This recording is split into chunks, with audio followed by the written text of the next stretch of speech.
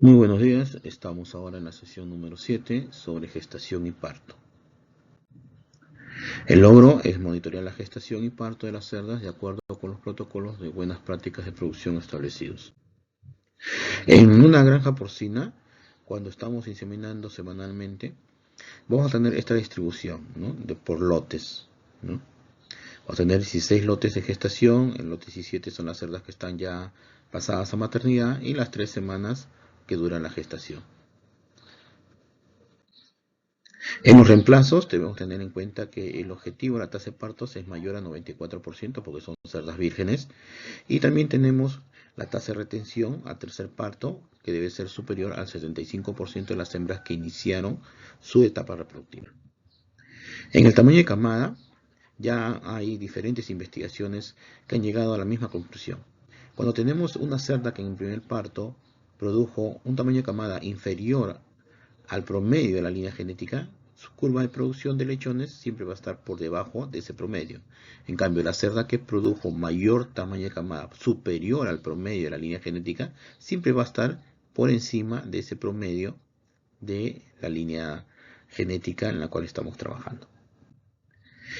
El peso de la cerda a primer servicio debe estar entre 135 y 159 kilos. Por debajo y por encima de esos pesos tenemos perjuicios.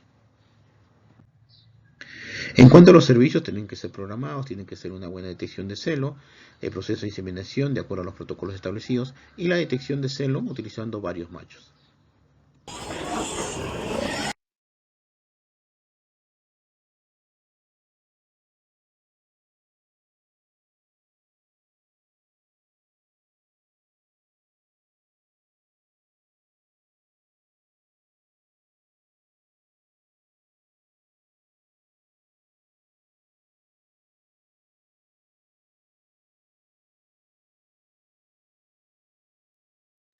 Hay diferentes sistemas de instalaciones, tanto de gestación, como la de arriba, como también de parto, ¿no? Que pueden ser también rústicos. En las maternidades colectivas, ¿no? Este es ya lo que se está utilizando a nivel mundial, ¿no?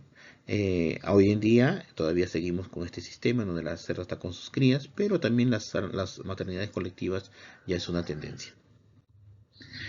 Los indicadores de parto, saber cuándo la hembra ya está por parir.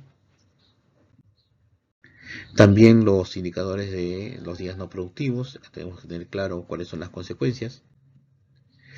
En los indicadores de rebaño hay que tener en cuenta un objetivo, que el más del 55% de la tasa de partos debe de estar entre el parto sexto y el parto 6. Es decir, cuando empezamos nosotros a inseminar las primerizas, estas deben ser el 22%, perdón, las nulíparas, estas deben ser el 22% de la población, y conforme vamos descartando cerdas, esta curva va hacia abajo. Pero entre el tercer y sexto parto debe estar más del 55% de la población. Ese es cuando una granja ya está estabilizada. La gestación, con un tiempo promedio de 115 días, hay que saber la cantidad exacta de alimento que debemos dar a la hembra de acuerdo a su condición corporal. Van a ver las producciones, ¿no? Digamos, por cada estación del año, van a haber a veces caídas en los tiempos de verano, entonces debemos de saber cómo manejar eso. Igual, ¿no? En cuanto a la prolificidad, el diagnóstico de gestación que se puede hacer mediante ecografía, hay que tener en cuenta el protocolo y de acuerdo al equipo con que estemos trabajando, este se puede realizar a partir de los 18, 22 o mejor en los casos a partir de los 24 días de gestación.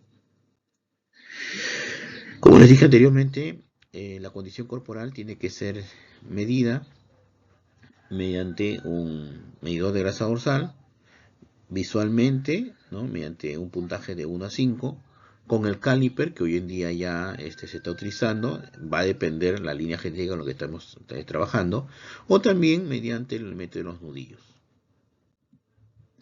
Hay una variación en cuanto a la medición de grasa dorsal o condición corporal de la cerda, ¿no? Conforme va avanzando los días de gestación, ¿no? Esto es lo que debemos evitar cuando la hembra está gorda. Debemos tener en presente que también cuando se da una exagerada cantidad de alimento a los animales, vamos a tener una menor tasa de sobrevivencia en los lechones debido a una menor producción de progesterona. También debemos tener en cuenta cuándo es que se produce la hiperplasia y la hipertrofia de los músculos, porque eso va a estar relacionado directamente con la ganancia de peso en los lechones después del nacimiento. Como les dije también, la condición corporal, acá tenemos justamente en qué nos conlleva, ¿no?, tener un sobrepeso o unas hembras delgadas. En cuanto a también el peso que debe tener la cerda durante la gestación, esto también ya está establecido. Va a variar en función a la línea genética. El manejo del periparto, hay que tener en cuenta si sincronizamos parto, por cada día menos de gestación se está perdiendo 42 gramos de peso lecho, ¿no? Eso es muy importante a tener en cuenta. Y también el consumo de alimento que debe tener la hembra en forma gradual el día del parto, ¿no? Si nosotros tenemos en cuenta cuáles exactamente los días de gestación en nuestra granja, debido a la ubicación sobre los metros sobre el nivel del mar, el fotoperiodo, la alimentación, el manejo, las instalaciones, vamos a tener un mejor control de nuestras ocurrencias de partos. Aquí hay un estudio sobre sincronizar o no sincronizar a las cerdas para el parto. Cuando nosotros no sincronizamos, si hay un parto natural, la incidencia de nacidos muertos es menor. En el proceso del parto hay que tener en cuenta que cada lechón se va alternando de cada uno de los cuernos uterinos, y hay que tener en cuenta también que no debe de pasar de 10 minutos o 15 minutos entre la salida de uno y otro lechón.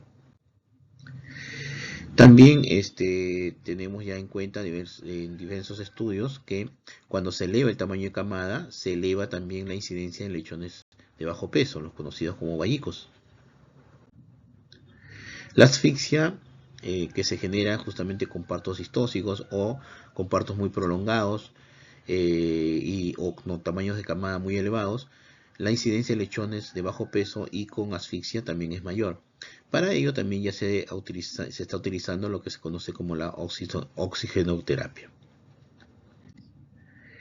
En cuanto al consumo de alimento, debemos de tener en cuenta que en la gestación no debemos de sobrealimentar a las cerdas.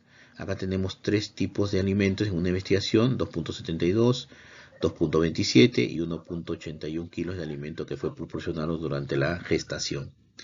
A mayor consumo de alimento durante la gestación, vemos que va a haber un menor consumo de alimentos durante la lactación. Y a un menor consumo durante la gestación, vemos que el consumo durante la lactación va a ser mayor, ¿no? Entonces, eso es lo que debemos tener en cuenta. Nuestras cerdas deben ser alimentadas durante la gestación en función a su condición corporal, teniendo en cuenta los requerimientos nutricionales de cada línea genética. Muchas gracias.